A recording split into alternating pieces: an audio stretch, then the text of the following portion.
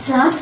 எனக்கு ஏசப்பா சிலுவையில் பேசின 4வது வார்த்தை மத்தேயு 27:46 இருக்குது.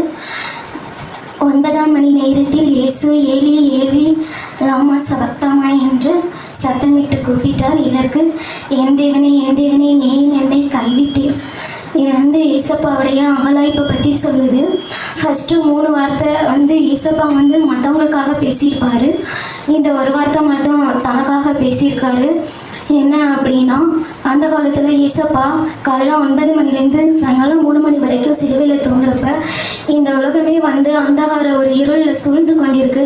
ஆனால் சில சயின்டிஸ்ட்லாம் இதெல்லாம் ஒரு சூரிய கிரகணம் அப்படின்னு சொல்கிறதையும் நம்ம கேள்விப்பட்டிருக்கோம். ஏன் அப்படின்னா, பாவமான இந்த உலகத்தில் ஏசப்பா நமக்காக சிலுவையில் தூங்கி அங்கலாய்த்து கொண்டிருந்ததை தான் இந்த இடத்துல மீன் பண்ணுது.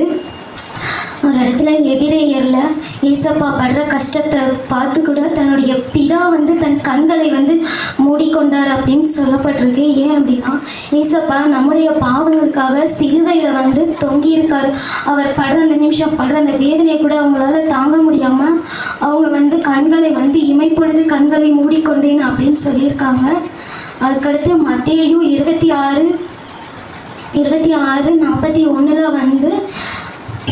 நீங்கள் சோதனைக்கு உட்படாமல் விழித்திருந்து ஜெபியுங்கள், ஆவியோ உற்சாகம் உள்ளது தான், மாமிசமோ பலவீனமானது அப்படின்னு சொல்லியிருக்கு.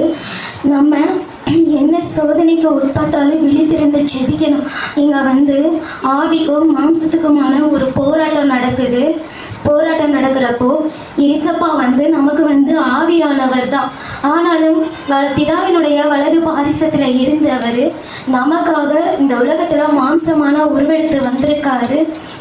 உருவெடுத்து நம்முடைய பாவங்களை மீட்கிறதுக்காக இந்த பாடுகளை எல்லாம் அவர் ஏற்றுக்கொண்டார்.